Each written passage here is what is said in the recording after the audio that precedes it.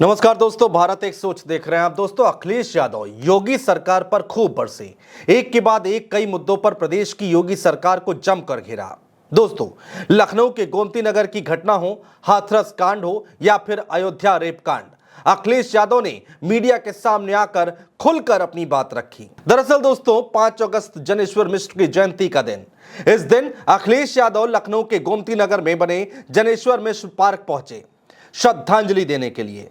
इसी दौरान अखिलेश यादव ने मीडिया के सामने एक एक करके सभी मुद्दों पर यूपी की बीजेपी सरकार पर तमाम हमले किए। दोस्तों, हम आपको बताने जा रहे हैं कि आखिर अखिलेश यादव की तरफ से क्या कुछ कहा गया है। सबसे पहले दोस्तों, अखिलेश यादव ने बीजेपी के षड्यंत्र का जिक्र किया। अखिलेश यादव ने कहा कि भारतीय जनता पार्टी चुनाव से पहले षड्यंत्र करना चाहती है और उनका लक्ष्य पहले दिन से रहा है कि कैसे समाजवादी पार्टी को बदनाम किया जाए और खासकर मुसलमानों को लेकर उनकी जो सोच है वो अनडेमोक्रेटिक है।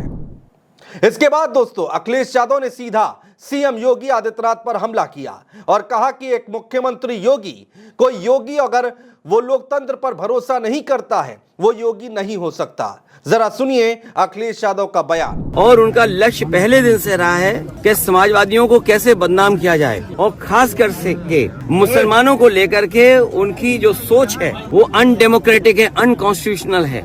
ये सोचिए, एक मुख्यमंत्री योगी अगर वो लोकतंत्र पर भरोसा नहीं करता है और कॉन्स्टिट्यूशन पर भरोसा नहीं करता, वो योगी नहीं हो सकता है। दोस्तों, अखिलेश यादव यही नहीं रुके। अखिलेश यादव ने 2 घटनाओं का जिक्र भी किया और सरकार को घेरा। पहली घटना थी हाथरस कांड और दूसरी घटना लखनऊ के गोमती नगर की, जिसमें कुछ लोगों ने बरसात के बाद महिला से बदसलूकी की थी। एक एक करके दोनों बयान हम आपको सुनवाने जा रहे हैं। अखिलेश यादव ने दोस्तों कहा कि हाथरस, जिसमें साधु संत के कार्यक्रम के लिए परमिशन के लिए बीजेपी के विधायक और नेताओं ने लिखा था, लेकिन जो प्रशासन को काम करना चाहिए था, सुरक्षा और जिन चीजों का इंतजाम करना चाहिए था, वो नहीं हुआ। उसका परिणाम यह हुआ जो बड़ी संख्या में लोगों की जान चली गई। ना केवल जान गई है, उनका नुकसान हुआ बड़े पैमाने पर। कोई मदद सरकार ने नहीं की। जरा सुनिए अखिलेश यादव का बयान। पहली घटना हाथरस, जिसमें एक साधु संत के कार्यक्रम के लिए परमिशन के लिए भारतीय जनता पार्टी के विधायक और नेताओं ने लिखा था, लेकिन जो प्रशासन को काम करना चाहिए था, जिस जिम्मेदारी से सुरक्षा और उन चीजों का इंतजाम करना था, वो नहीं किया, जिसका परिणाम ये हुआ बड़ी संख्या में लोगों की जान चली गई। न केवल जान गई है, उनका नुकसान हुआ बड़े पैमाने पर। दोस्तों, अगला मुद्दा अखिलेश यादव ने उठाया गोमती नगर की घटना का।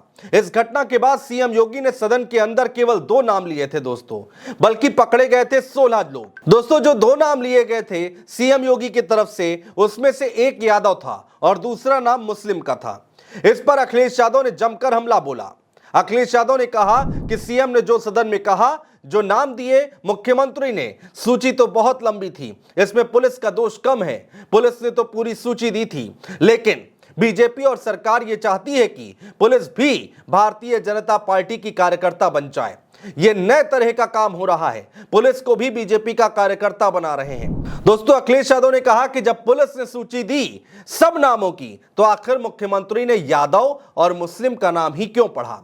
और सच्चाई पुलिस भी जानती है, जिस यादव का नाम पुलिस ने लिया है वो कैमरे की रिकॉर्डिंग में नहीं था, वो चाय पीने गया था और पुलिस को यादव मिल गया, इसलिए उसको जेल भेज दिया। जरा सुनिए। आपने देखा होगा गोमती नगर में, और जब मुख्यमंत्री ने सदन में ये कहा, सूची तो हालांकि बहुत लंबी थी, इसमें पुलिस का दोष कम है, पुलिस तो पूरी सूची दी थी, लेकिन भारतीय जनता पार्टी के जो मुख्यमंत्री और सरकार वो ये चाहती है कि पुलिस भी भारतीय जनता पार्टी की कार्यकर्ता बन जाए। ये जो नए तरह का काम हो रहा है कि पुलिस को भी ये भारतीय जनता पार्टी का कार्यकर्ता बना रहे हैं। जब पुलिस ने सूची दी सब नामों की, तो आखिरकार मुख्यमंत्री जी ने केवल यादव और मुस्लिम का नाम क्यों पढ़ा। और सच्चाई पुलिस भी जानती है कि जिसमें कि यादव का जिसका नाम लिया है कि वो फुटिंग में नहीं था, जो कैमरे की जो तस्वीर है उसमें नहीं है, वो कैमरे में नहीं था, क्योंकि वो चाय पीने गया था और पुलिस को यादव मिल गया, इसलिए उसको जेल भेज दिया। इसके बाद दोस्तों, अयोध्या कांड पर समाजवादी पार्टी की ओर से जो डीएनए जांच की मांग की जा रही है, उसको लेकर अखिलेश यादव ने अपनी बात रखी। अखिलेश यादव ने कहा कि अगर समाजवादी पार्टी ये बात कहती है कि डीएनए टेस्ट होना चाहिए, तो कैसे मुख्यमंत्री हैं, इन्हें कौन राय दे रहा है। ये कानून किसका संशोधित है? ये इन्हीं का संशोधित कानून है 2023 का। जिसमें यह कहा गया कि डीएनए टेस्ट होना चाहिए और अगर 7 साल से ज्यादा किसी को सजा का प्रावधान है तो क्या गलत मांगा। और वहां की पुलिस भी सच्चाई जानती है, वहां की पुलिस बीजेपी के इशारे पर काम कर रही है। पॉलिटिकल पार्टी, अगर समाजवादी पार्टी ये बात कहती है कि डीएनए टेस्ट होना चाहिए, कैसे मुख्यमंत्री हैं ये, इन्हें कौन राय दे रहा है? ये कानून किसका संशोधित है? ये इन्हीं का संशोधित कानून है 2023 का, जिसमें ये कहा गया है कि डीएनए टेस्ट होना चाहिए अगर 7 साल से ज्यादा किसी की सजा का कोई प्रावधान है तो क्या गलत मांगा? तो दोस्तों, आखिर में अखिलेश यादव ने कहा कि ये लोग भेदभाव कर रहे हैं, हर जगह राजनीति दिखाई दे रही है, वोट दिखाई दे रहे हैं, इनसे जनता को कोई उम्मीद नहीं है और जब उम्मीद खत्म हो जाए किसी पार्टी से तो समझ लेना उनका सफाया होना निश्चित है।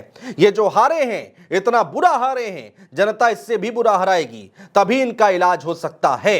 सुनिए। अब जनता को इनसे कोई उम्मीद नहीं है और जब उम्मीद खत्म हो जाए किसी पॉलिटिकल पार्टी से तो समझ लेना उनका सफाया होना निश्चित है। ये जो हारे हैं, इतना बुरा हारे हैं, जनता इससे भी बुरा इन्हें हराएगी, तभी इनका इलाज हो सकता है। खैर दोस्तों, अखिलेश यादव आज जब मीडिया के सामने आए तो बेहद आक्रामक अंदाज में अपनी बात रखी। अब देखना होगा कि भारतीय जनता पार्टी की ओर से अखिलेश यादव के इन बयानों पर किस तरह का जवाब निकलकर सामने आता है। बहुत शुक्रिया दोस्तों।